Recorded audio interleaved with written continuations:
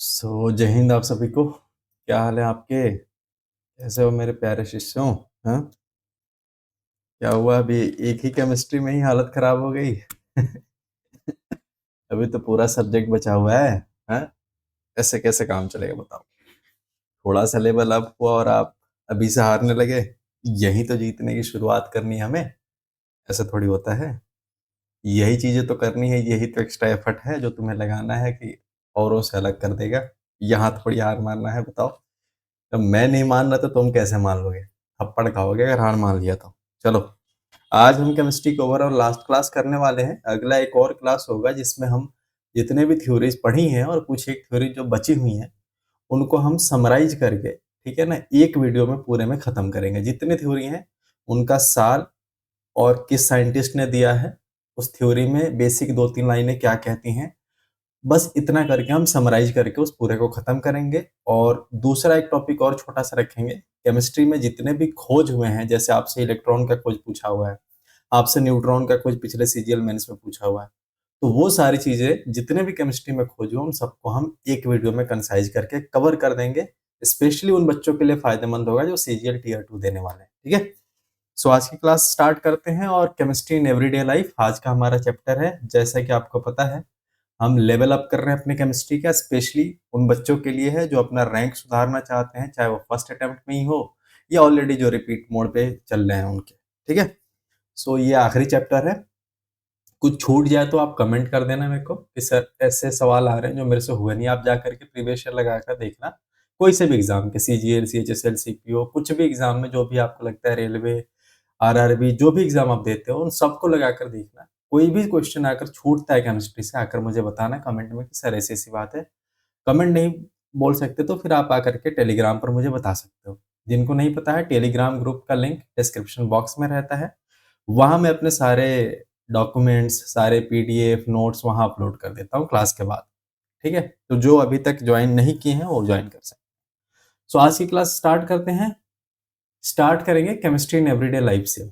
देखो, होता क्या है, सब्सटेंस को हमने कई हिस्सों में बांटा, लेकिन केमिस्ट्री के एक और हिस्से में बांटकर जरा देखते हैं। देखो, एक होता है मोनोमर, एक होता है पॉलीमर। मैनमेड सब्सटेंस क्या होता है? मैनमेड सब्सटेंस का मतलब होता है सिंथेटिक या आर्टिफिशियल। सर ये क्या होता है? सर नाम से ही पता चल रहा है, मैन मेड यानी इंसान ने बनाया हो। सर क्या बाकी चीजें और कौन बनाता है? अरे भगवान ने भी तो बनाया है, उसको हम नेचुरल कहते हैं। ठीक है, तो मैन मेड वो है जिसको इंसानों ने बनाया। अच्छा देखो, अब इसको हम दो हिस्सों में बांटते हैं मेनली। अब ये मैनमेड और नेचुरल दोनों होते हैं, तो अभी फिलहाल समझ लो सारे सबस्टांस दो हिस्सों में बढ़ते हैं, मोनोमर और पॉलीमर। सर नाम से थोड़ा थोड़ा कुछ पता लग रहा है। क्या पता लग रहा है? सर इसमें मोनो लगा हुआ है और इसमें पॉली लगा हुआ है। हाँ, बहुत सही पकड़े हो। मोनो का मतलब क्या हो जाता है? एक। पॉली का मतलब क्या हो जाता है? सर बहुत। ठीक है, तो मोनो का मतलब एक, यानी सबसे सिंपल मॉलिक्यूल। जैसे तुमने अभी पढ़ा है ना कि सबसे छोटा जो कण होता है केमिस्ट्री में, क्या होता है? एटम होता है। अब इलेक्ट्रॉन प्रोटॉन न्यूट्रॉन पे मत जाना, ठीक है? माना तुम पढ़ लिया हो तो अब बताने की जरूरत नहीं।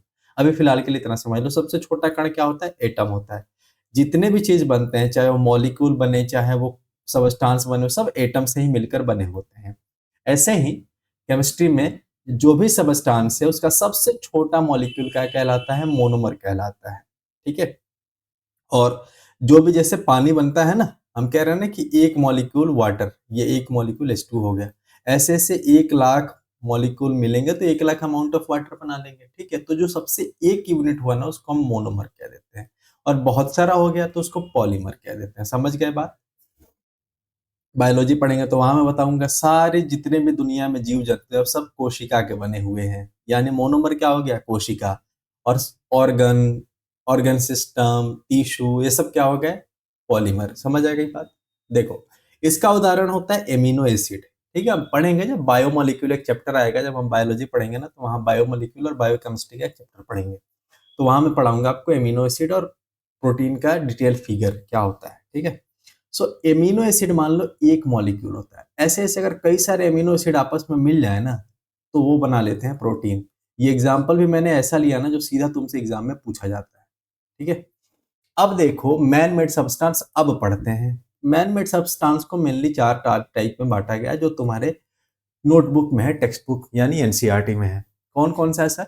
Synthetic fibre, plastic, synthetic rubber और डिटर्जेंट। डिटर्जेंट तुम्हें पढ़ना नहीं है, जो मैं पढ़ा चुका हूँ ऑलरेडी, उतना काफी है। ज्यादा तुमसे कोई सरफ साबुन लगवाता नहीं है, तो जानने की जरूरत है नहीं। बस ये तीन देखेंगे, फाइबर, प्लास्टिक और रबर। बहुत शॉर्ट में देखेंगे सिर्फ, जो तुम्हारे काम का है। सिंथेटिक फाइबर की बात करें, फाइबर तुमने देखा है ना, धागे। ठीक है, तो धागे जो इंसान के द्वारा बनाए जाते हैं, किससे बनाए जाते हैं सर? केमिकल से। इसके उदाहरण बहुत इंपॉर्टेंट है। देखो, दो तो ये हो गए जिसके लास्ट में ऑन लगा हुआ है, जैसे रेयन और नाइलॉन। ध्यान रखना, जैसे मैं पढ़ा रहा हूँ वैसे पढ़ते चलो। रेयन जो होता है ना, वो सेलुलोज से बना होता है, मतलब सेलुलोज मोनोमर है, और रेयन क्या है? पॉलीमर है। ठीक है, इसी रेयन को हम आर्टिफिशियल सिल्क भी कह देते हैं। सिल्क किसका बना होता है? तुम्हें पता है, प्यूपा से बनता है। ठीक है, एक तरह का सिल्क वर्म होता है, जीव जंतु होता है, जीव होता है, जिसके लार्वा निकलता है, उस लार्वे से ये सिल्क बनाया जाता है। जो सिल्क का तुम कपड़ा पहनते हो ना, वो किसी कीड़े से निकलता है, तुमने सुना होगा। लेकिन इंसानों ने भी एक सिल्क बनाया है, जिसको हम रेयन कहते हैं। सेलुलोज का बना है, इसका भी इस्तेमाल हम क्लॉथ और बेडशीट वगैरह बनाने में करते हैं। इसके अलावा इसके एग्जाम्पल कौन है सर? नाइलॉन। नाइलॉन जो है सबसे पहला सिंथेटिक फाइबर है। कई बार नाइलॉन 66 भी पूछ लिया जाता है, तो वो भी एक फाइबर ही है। तो नाइलॉन जो है फर्स्ट सिंथेटिक फाइबर है जो इंसान ने बनाया था। इससे क्या बनाते हैं सर? जो तुमने रोप देखी है ना, रस्सी, रस्सी में देखे होगे तुमने, वो प्लास्टिक जैसा कुछ होता है। तो वो उसका जो रोप होता है, वो उसका जो फाइबर होता है, वो कैसा होता है? Synthetic fibre. पैराशूट के धागे, वो भी इसी के एग्जाम्पल है। पॉलिएस्टर तो सब जानते होंगे, इसका कपड़ा बनता है। एक्राइलिक, ये भी फाइबर के एग्जाम्पल है। सारे के सारे ये फाइबर के एग्जाम्पल है। एक्राइलिक क्या होता है? देखो, ऊल जैसा होता है, जो ऊन देखता हो ना तुम, ऊन के जैसा होता है, जिससे स्वेटर और ब्लैंकेट वगैरह बनाया जाता है, उसको एक्राइलिक कहते हैं। नहीं पता है, घर में मम्मी होंगी, दीदी होंगी, उनसे पूछ लेना, वो बता देंगे आपको। अब आ जाते हैं दूसरा मैनमेड सब्सटेंस पे। क्या है सर? ये है प्लास्टिक। प्लास्टिक क्या होता है? दो तरह की चीजें होती है, एक होता है थर्मोप्लास्टिक और दूसरा होता है थर्मोसेटिक। सर ये क्या हो गया? थर्मो थर्मो तो आपने समझाया हुआ है कि थर्मो का मतलब टेम्परेचर होता है। प्लास्टिक तो सर हमने देखा हुआ है, ये कोई अलग है क्या? हाँ, देखो, दो तरह के प्लास्टिक होते हैं। पहले का नाम क्या बताया मैंने? थर्मोप्लास्टिक। दूसरे का नाम थर्मोसेटिक। थर्मोप्लास्टिक वो है, जैसे तुम प्लास्टिक को क्या करते हो? गर्म करते हो, पिघलाते हो, तो क्या हो जाता है? वो सॉफ्ट हो जाता है, और सॉफ्ट करने के बाद उसको कैसा भी शेप बना सकते हो। ये होता है ना, तो इसको हम थर्मोप्लास्टिक कह देते हैं। एक होता है ना, जैसे तुम उसको गर्म करोगे ना, वो हार्ड हो जाएगा, उसको तुम इधर उधर मोल्ड कर ही नहीं सकते।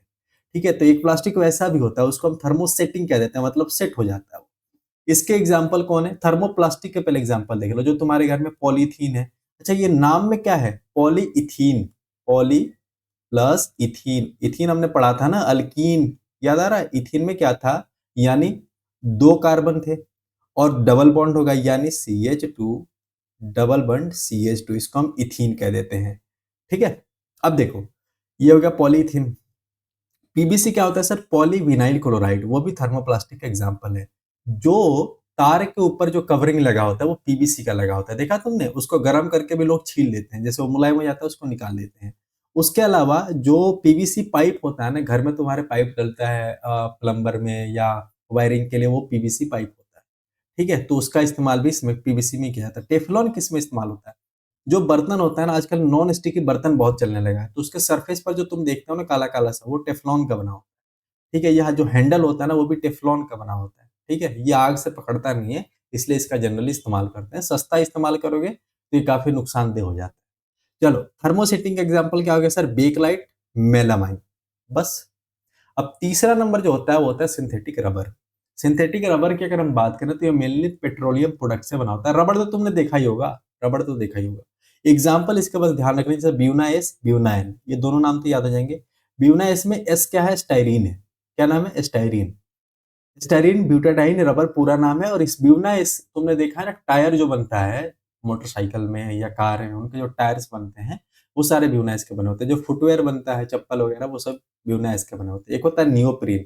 तुमसे पूछा जाता है ना, ये जो एग्जाम्पल है ना, ये नियोप्रीन क्या है? रबर है, फाइबर है, प्लास्टिक है, तो तुम लगा सकते हो रबर है। सिंपल यही पूछा जाएगा, उससे ज्यादा नहीं पूछा जाएगा। एक और नेचुरल मैनमेड पिगमेंट होता है पेंट।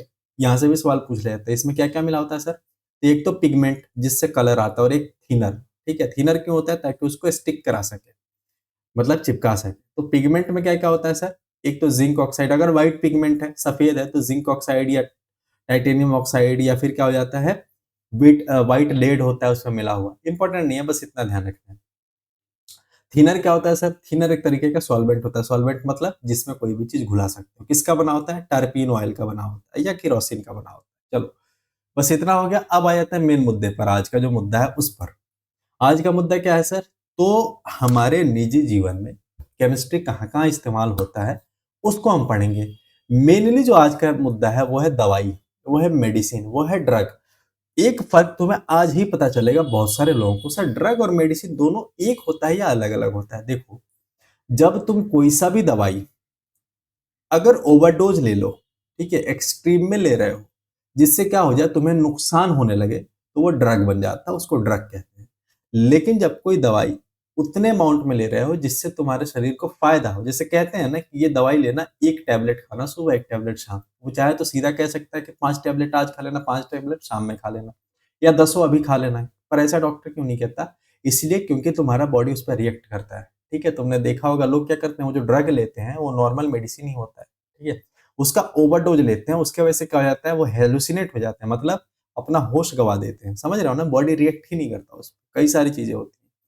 तो ड्रग और मेडिसिन का फर्क तुम समझ गए। सर केमोथेरेपी क्या होता है? केमोथेरेपी बेसिकली एक तरीके का इलाज है, जो किसी को कैंसर हो जाए तो उसके ट्रीटमेंट में इसका इस्तेमाल किया जाता है। बस इतना ध्यान रखो। सर टारगेट मॉलिक्यूल्स क्या होते हैं और एंजाइम क्या होता है? देखो, यहाँ आ जाओ, यहाँ तुम्हें एंजाइम में समझाता हूँ। एंजाइम जो होता है ना, एंजाइम का दूसरा नाम क्या है? बायोकैटलिस्ट। क्या नाम है सर? एंजाइम का दूसरा नाम है बायो कैटलिस्ट। ये सीधा सीधा शब्द यही पूछा जाता है, which of the following element या which of the following option is also called biocatalyst. तो एंजाइम ऑप्शन होता है, ये तुम्हारे एग्जाम में पूछा जाता है। तो बायोकैटलिस्ट क्या हो जाता है? जैसे नाम में दो शब्द जुड़े हुए हैं, एक तो बायो, दूसरा कैटलिस्ट। सर कैटलिस्ट क्या होता है? देखो बाबू, ये मान लो ये A+B रिएक्शन कर रहा है, ठीक है, तो C बना रहे हैं। इनको करने में कितना? 30 मिनट लग रहा है। एक हमने किसी को यहाँ पर एक्स को बिठा दिया, जैसे एक्स को बिठाया ये रिएक्शन कितने देर में हो गया? 5 मिनट में हो गया। ठीक है, ये मैं उदाहरण के तौर पे बना रहा हूँ, बता रहा हूँ। ठीक है, इसमें कई तरह की चीजें हो सकती हैं, जैसे A+B C बना रहे थे, अब ये C के साथ साथ D बनाने लगे, एक्स के आने से कुछ भी हो सकता है। मतलब किसी एक बिचौलिए के आने से इनका जो रिएक्शन है, इसके पैटर्न में कुछ बदलाव हो गया। ठीक है, तो ये जो बदलाव कराता है ना, इसको हम कैटलिस्ट कह देते हैं। बिचौलियों को क्या कह देते हैं? कैटलिस्ट कह देते हैं।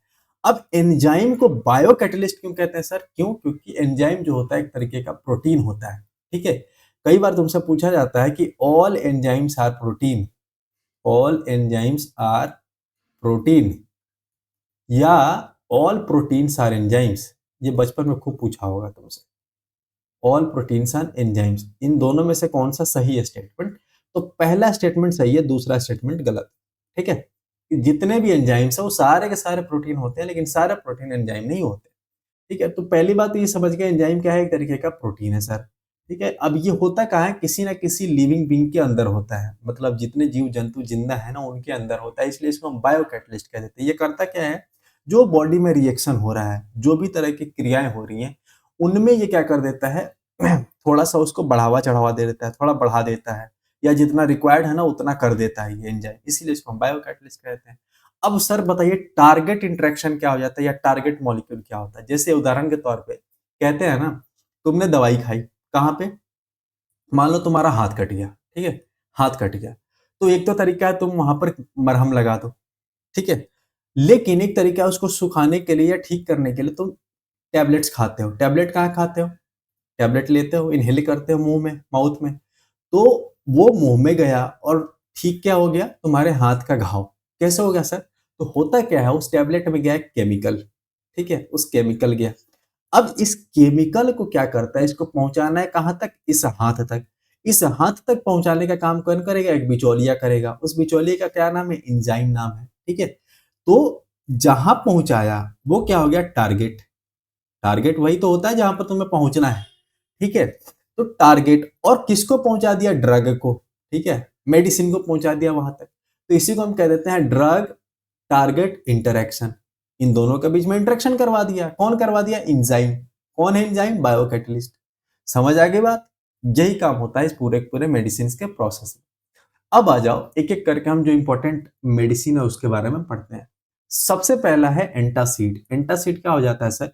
जब एसिडिटी बढ़ जाती है, ठीक है। एसिडिटी जब तुम्हारे पेट में बढ़ जाए, हम पढ़ेंगे बायोलॉजी में और तुमने पढ़ा भी होगा 10वीं क्लास में कि सर अभी मैंने बताया भी था कि हमारे स्टोमक में, हमारे पेट में, अमाशय में क्या होता है सर, HCl का सिक्रेशन होता है, मतलब हाइड्रोक्लोरिक एसिड निकलता है पेट के अंदर। ठीक है, हम खूब अच्छे से पढ़ेंगे जब डाइजेस्टिव सिस्टम पढ़ेंगे तो कैसे निकलता है, क्या करता है, सब पढ़ेंगे, मैं सब बताऊंगा, फिर खाना पीना तुम्हारा बंद हो जाएगा। तो सर वो चीज होती है। अब HCl निकलता है, कई बार क्या हो जाता है, ये HCl का अमाउंट बढ़ जाता है। तुम्हें पता है कि सर HCl तो बहुत स्ट्रॉन्ग एसिड होता है, फिर हमारा पेट बच कैसे जाता है? तो बेटा ऐसा है, उस पेट के अंदर में एक दीवार बनी हुई है, उस दीवार का नाम है म्यूकस। ठीक है, म्यूकस जो तुम्हारे नाक से निकलता है ना जब सर्दी हो जाती है, जिसे तुम घृणा करते हो, वही म्यूकस का दीवार अंदर में पड़ा हुआ है। ठीक है, वही दीवार तुम्हें बचा के रखता है, इससे जलने नहीं देता पेट के दीवार को।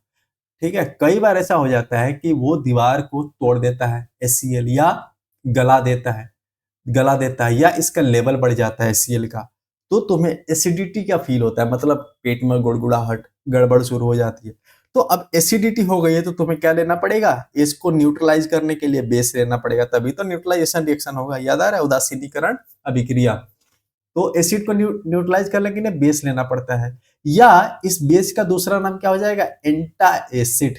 एंटी एसिड शॉर्टकट में क्या कहते हैं, एंटासिड। ठीक है, समझ आ गई बात। इसी बेस को हम एंटासिड कह देते हैं।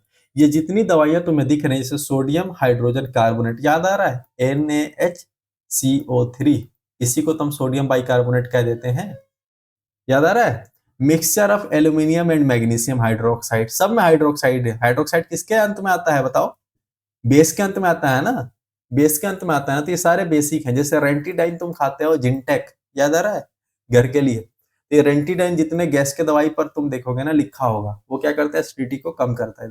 ये सारे एंटासिड ड्रग हैं। क्या सर सारे नाम याद रखने हैं? बिल्कुल नहीं, एक भी नहीं याद रखना, बस ये रेंटीडाइन ध्यान रखना। अब आ जाओ यहाँ पर, सर एंटीहिस्टामिन कौन सा ड्रग होता है? तो ये एंटीहिस्टामिन जो होता है ना, एंटी एलर्जिक ड्रग होता है, एंटी एलर्जिक ड्रग होता है। ठीक है, होता क्या है, हिस्टामिन एक तरीके का केमिकल होता है, जब वो रिलीज होने लगता है ना तो तुम्हारे बॉडी में कई तरह की एलर्जी महसूस होती है, तो उसको न्यूट्रलाइज करने के लिए, उसको खत्म करने के लिए उसका एंटी दवाई देते हैं। ठीक है, एंटी दवाई, हिस्टामिन का एंटी, तो एंटी हिस्टामिन कहलाता है। जैसे एग्जांपल के तौर पे ब्रोमफे, ब्रोमफे देख रहे हो कितना कठिन नाम है, ब्रोमफे निरामाइन। ठीक है, ब्रोम्फी, अरे यार, ब्रोम्फेनिरामाइन। ठीक है, या इसको डिमेटैप कह देते हैं, सिंपल। दूसरा होता है टर्फिनामाइड, टर्फिनाडाइन, जिसका दूसरा नाम क्या है, सेल्डेन है। ठीक है, नाम याद नहीं रखना, ये इंपॉर्टेंट है। ट्रैंक्विलाइजर स्टार मार्क कर दो, ये पूछा जाता है। ट्रैंक्विलाइजर क्या कर देता है ना, जब आप मानसिक रूप से बहुत परेशान है, स्ट्रेस में है, एंजाइटी में है, मेंटली बहुत डिस्टर्ब है, तो आपको क्या कर देता है, ये काम कर देता है। काम मतलब शांत कर देता है, दिमाग को शांत करने के लिए जब तुम दवाई लेते हो ना। ट्रैंक्विलिटी का मतलब क्या हो जाता है, तुमसे पूछा जाता है सिनोनिम्स में, ट्रैंक्विलिटी का मतलब बताइए, मतलब शांत। ठीक है, मतलब तुम अगर मानसिक रूप से इधर उधर है, मन चंचल है, बहुत ज्यादा परेशान हो, तो ट्रैंक्विलाइजर देते हैं मन को शांत करने के लिए। ठीक है, इसके एग्जाम्पल क्या है, जैसे एंटी डिप्रेसेंट ड्रग, अगर कोई डिप्रेशन में है तो सीरोटोनिन इंपॉर्टेंट है, ये याद रखना, और ये की इक्वानिल, बाकी इंपॉर्टेंट नहीं है। दवाई के नाम नहीं रटने, बस इन दवाइयों का इस्तेमाल कहाँ किया जाता है वो ध्यान रखें। जैसे एनाल्जेसिक कहाँ यूज होता है, एनाल्जेसिक का सबसे शॉर्ट नेम है पेन किलर, जो तुम आजकल या सबको ही पता होगा, पेन किलर। तो दर्द जब होता है ना, दर्द को मारने के लिए कोई दवाई लेते हैं, उसको हम एनाल्जेसिक कह देते हैं, जैसे एस्पिरिन, एंटीपायरेटिक्स। ठीक है, ये भी पैरासीटामोल, मॉर्फिन, ये सारे किसके होते हैं, एनाल्जेसिक के। चलो अब आ जाते हैं किस पे, एंटीबायोटिक पे। एंटीबायोटिक की अगर हम बात करें तो एंटीबायोटिक क्या होता है सर, जैसे मान लो कोई बीमारी हुई तो किसी न किसी माइक्रो ऑर्गेनिज्म के कारण हुई होगी, जैसे बैक्टीरिया के कारण, वायरस के कारण। ठीक है, तो होता क्या है, उस बैक्टीरिया को मारने के लिए जो दवाई चलती है उसको एंटीबायोटिक कह देते हैं। क्या कहते हैं, एंटीबायोटिक।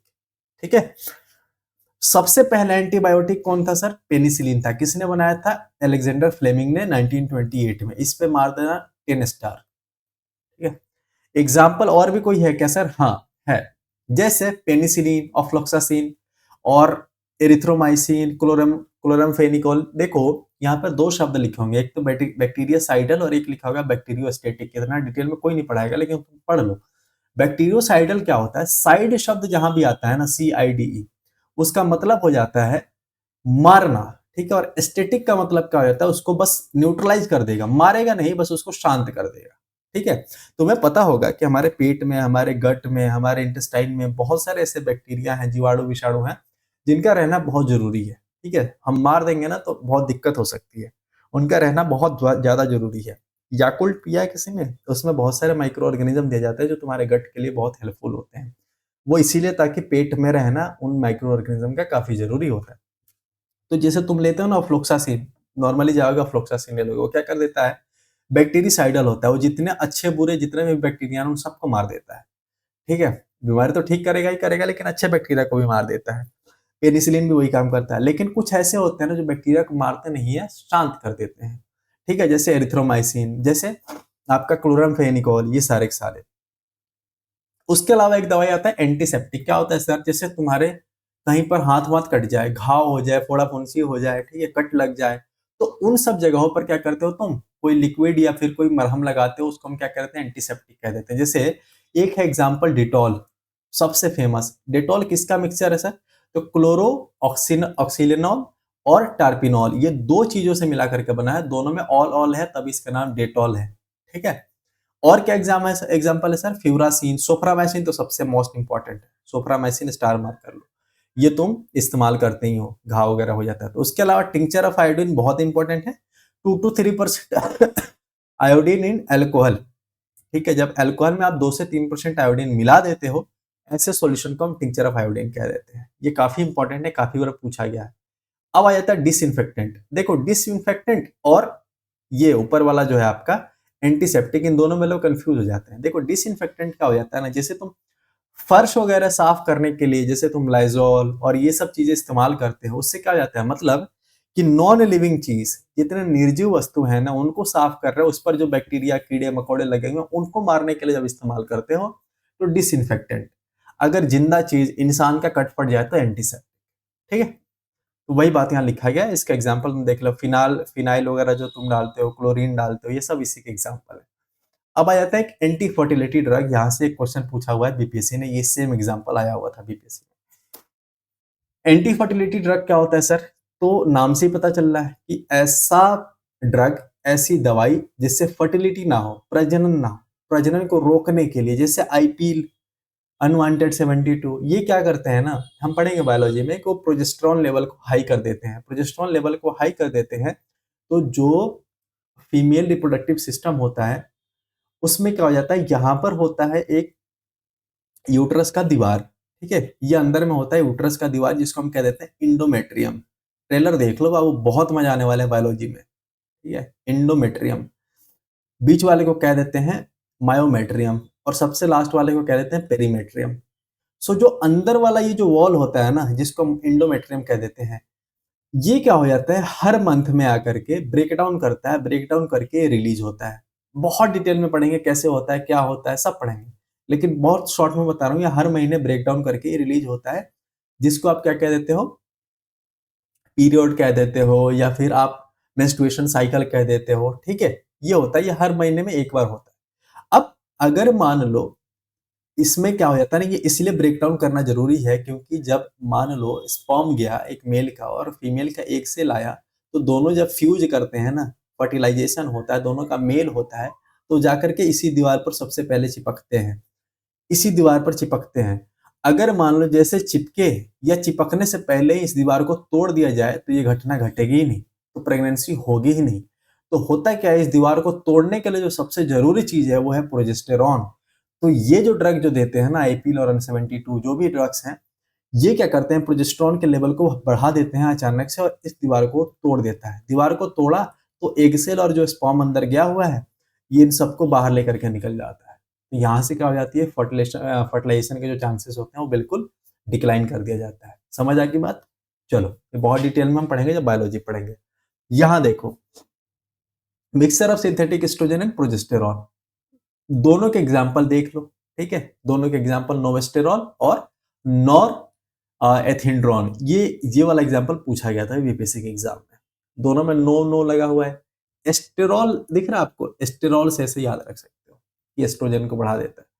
एंटीपायरेटिक ड्रग क्या होता है सर? देखो तुम्हारे अगर माथे बुखार चढ़ जाए, ठीक है, अगर टेम्परेचर हाई हो जाए या बुखार बहुत ज्यादा हो जाए, तो जो दवाई तुम्हें दिया जाता है, चाहे वो पैरासीटामोल हो, चाहे वो एनाल्जीन हो, चाहे वो फिनेसाइटिन हो, ये सारे के सारे एंटीपायरेटिक ड्रग कहलाते हैं। क्या कहलाते हैं? Antipyretic drug. नाम से ही पता चल जाएगा, एंटीपायरेटिक मतलब बुखार कम करने की दवा। ठीक है, चलो अब आगे बढ़ जाते हैं। कुछ केमिकल्स देख लो जो तुम्हारे खाने पीने में इस्तेमाल किया जाता है, जैसे आर्टिफिशियल स्वीटनर।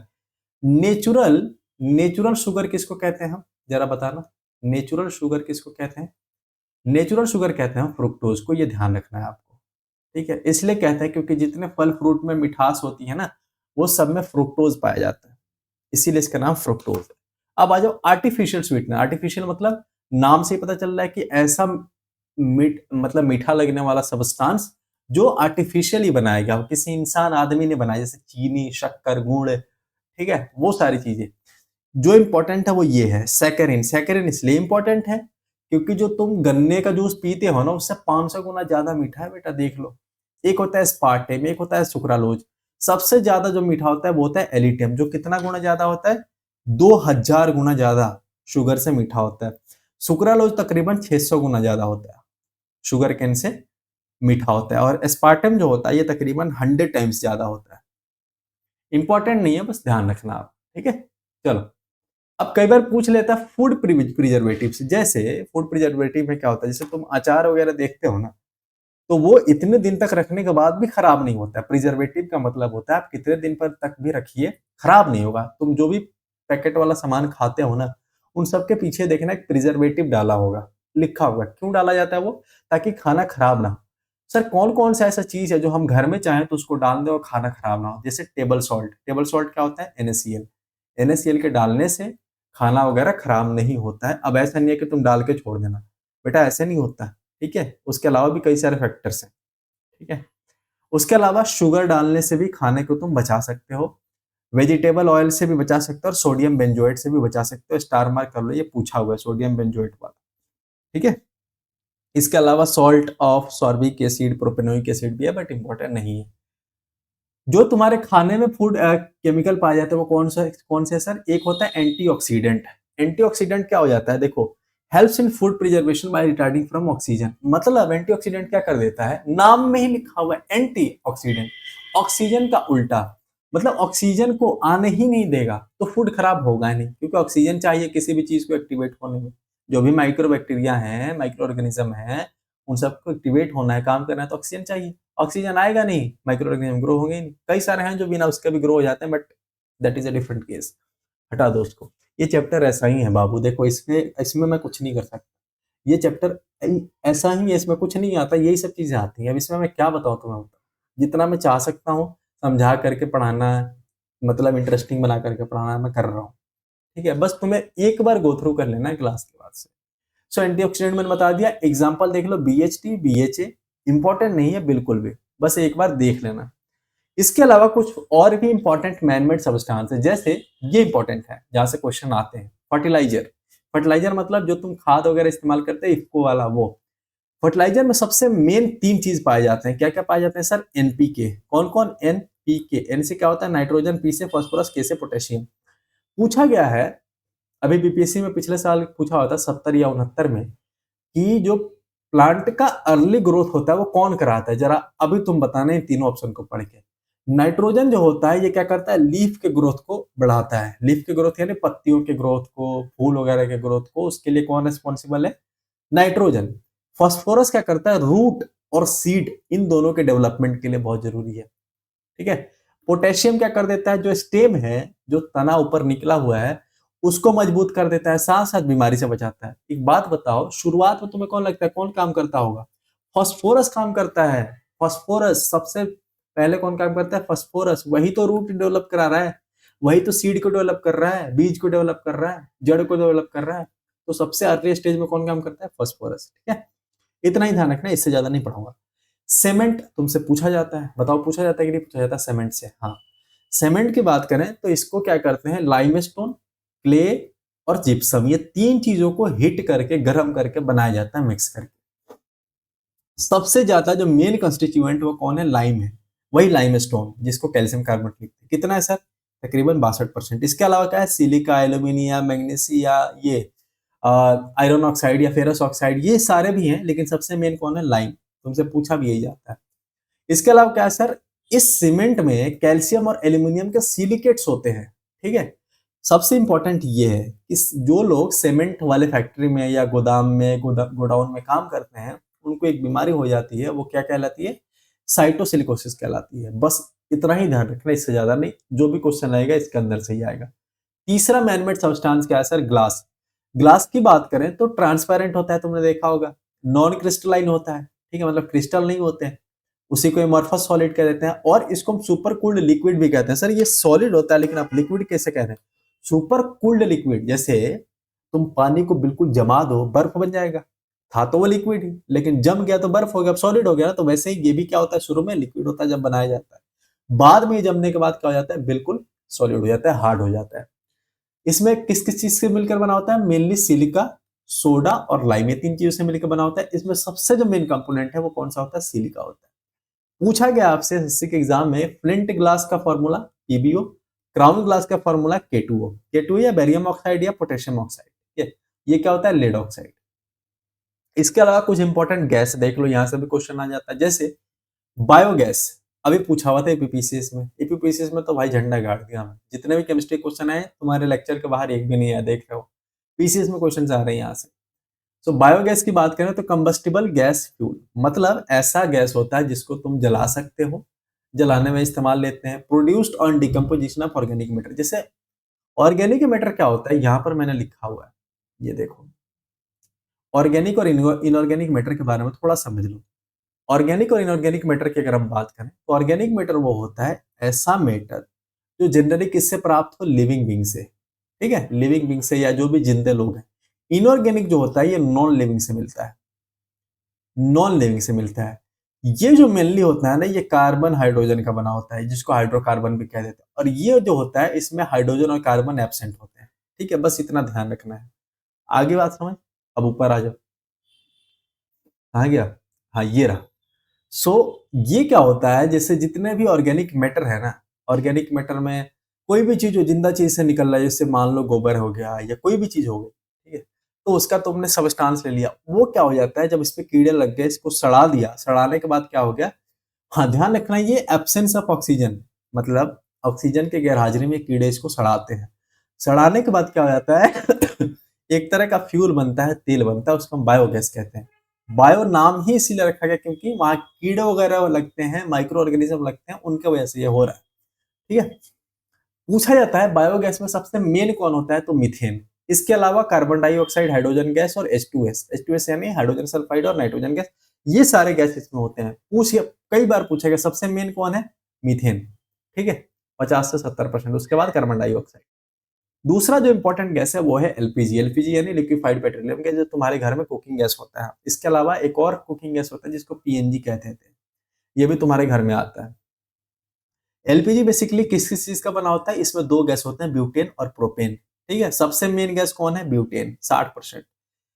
जो तुम गैस अगर खोल के छोड़ दो थोड़ी देर तक तो क्या हो जाता है, उसमें स्मेल आता है। किसके कारण आता है, तो इथाइल मरकैप्टन के कारण आता है। ये पूछा हुआ है तुमसे, बहुत बार पूछा गया, इथाइल मरकैप्टन के कारण गैस से स्मेल आता है। बस इतना ही पढ़ना है, इसी 3 लाइन से सवाल हो जाएगा।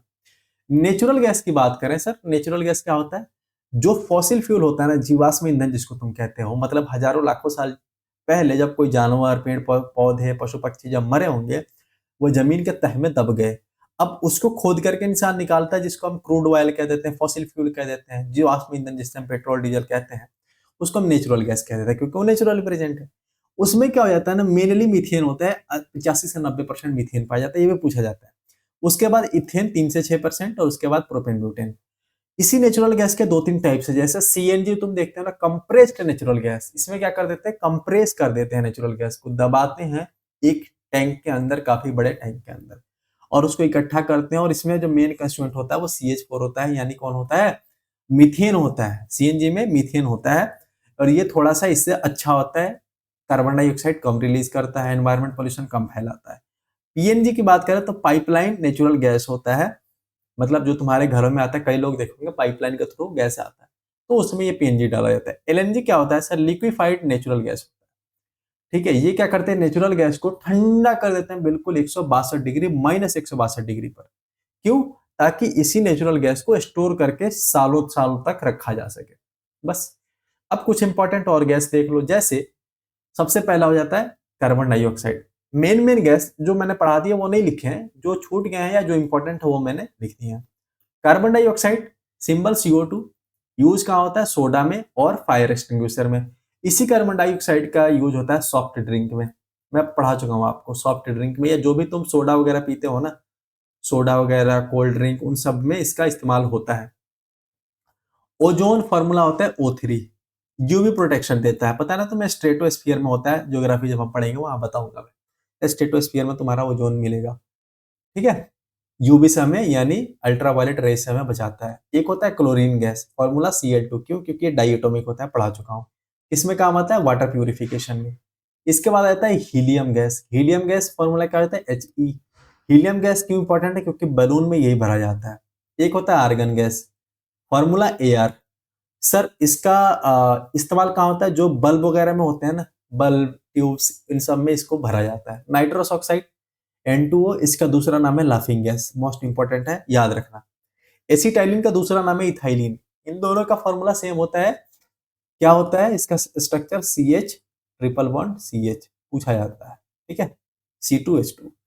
इसका इस्तेमाल वेल्डिंग और मेटल कटिंग वगैरह में किया जाता है। टीयर गैस पूछ लिया जाता है। टीयर गैस का फॉर्मूला फिक्स नहीं है, कई सारे अलग अलग गैस मिलकर के बनाते हैं। जो मेन एक गैस होता है वो होता है C10H5Cl N2 2 chlorobenzalmalononitrile. Important नहीं है, बस ध्यान रखना, एक बार गो थ्रू कर लेना, बस खत्म हो गया। अगर आपसे कोई पूछ दे, कल हमने उस दिन पढ़ा था जब अल्केन अल्किन अल्काइन पढ़ रहे थे, ये हो गया CH3, ये हो गया CH2, ये हो गया CH2, यहाँ पर R ग्रुप है, तो इस R ग्रुप का मतलब क्या हो जाता है, तो इस R ग्रुप का मतलब होता है अल्काइल ग्रुप। ठीक है, R जब भी आएगा उसका मतलब होता है अल्काइल ग्रुप। अल्काइल मतलब मिथाइल, प्रोपाइल, ब्यूटाइल, जो भी तुमने पढ़ा था ना, CH3 जुड़ा है यहाँ पर, तो एक तरीके का अल्काइल ग्रुप है। C2H5 को सब अल्काइल ग्रुप है। समझ आ गई बात?